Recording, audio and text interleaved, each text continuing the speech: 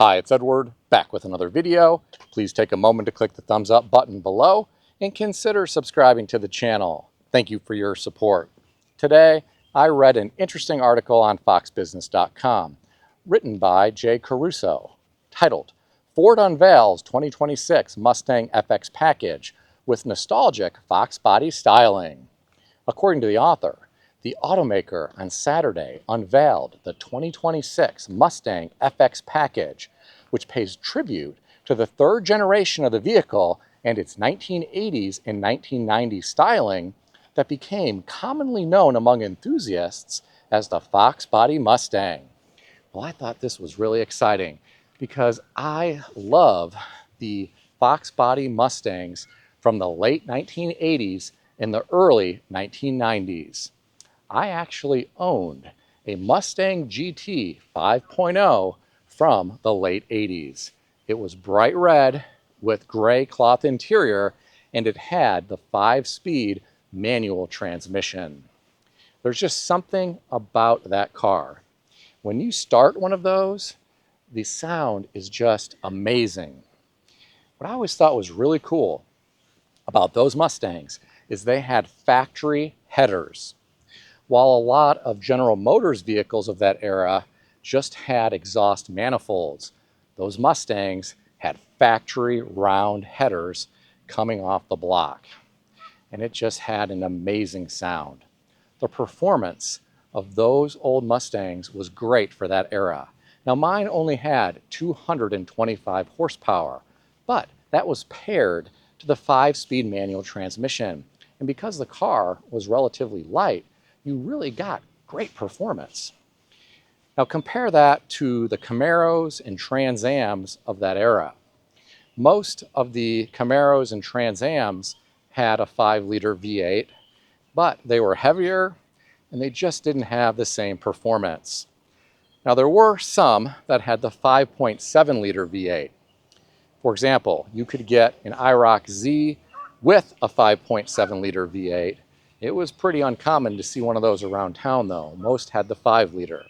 You could also get a GTA Trans Am that had the 5.7-liter V8. You still didn't have great performance though because the car weighed more than the Mustang.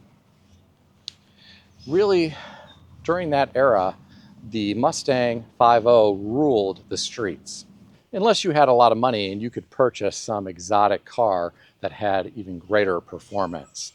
But for your average person, a Mustang 5.0 in the late 80s or the early 90s was great. Now I knew a guy that had a Mustang LX 5.0, and that was even lighter than the GT, and it was faster than my GT was. Both of us always wanted to get a Fox Body Mustang that had the trunk option instead of the hatchback. I always wanted one of those Fox Body Mustangs that had the trunk option as opposed to the hatchback. That glass in the hatchback weighs a lot. The trunk version was very light. They even had some police cars during that era that were the trunk model Mustang. I never got to drive one, but I always heard stories about how fast they were compared to the GT or the LX with the hatchback. Good luck trying to find any of those cars today that are in pristine condition. Many of them were raced or heavily modified, and unfortunately, a lot of them are basket cases today. During that era, those really were great cars. Now, I looked at the pictures for the 2026 Mustang that is supposed to be reminiscent of the Fox Body Mustangs from the late 80s and early 90s. And I didn't see a lot of resemblance myself. I really wish they would go back to some of the styling from the late 80s and early 90s and maybe even get back to basics. That car didn't have a screen. It didn't have any fancy gadgets. It just had raw power for that era, of course. There are vehicles out today with 4 cylinders that have better performance than that V8 had during that era. but there's just something about those old Fox body Mustangs. I just loved the sound. I really loved how the shifter felt. And I liked that it was a pretty bare bones vehicle. It really didn't have all the rattles that some of the Camaros or Trans Ams had during that era. Those cars were rattle traps. They looked really cool, but if you drove one, it just had a lot of rattles coming from the door panels, the dash, and if you had T-tops, well, eventually they probably leaked. Now, I think the styling on the exterior of some of those old Camaros and Trans Ams was pretty great, especially for the early 80s. I remember watching the very first episode of Knight Rider in 1982 on an old black and white television with bunny ears with tinfoil. And I always thought that car looked great. I even went to the auto show at McCormick's Place in Chicago when they were supposed to have that Knight Rider vehicle there. But something happened and the car didn't make it, but David Hasselhoff was there and he was surrounded by young women who wanted to talk with him and get his autograph. I had no interest in waiting in line to meet David Hasselhoff. I wanted to see the Knight Rider car, but unfortunately, it wasn't there. So while the styling in the 80s looked better for the Camaros and Trans Ams, the performance just wasn't there like it was for the Mustangs.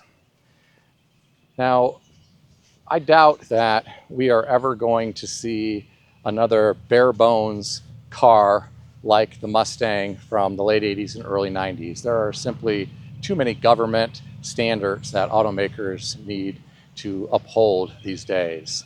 But that was a unique time, and those were really great cars back then. I'm curious if any of you ever owned one or knew someone who owned one. Maybe some of you had the pleasure of riding in one or even driving one.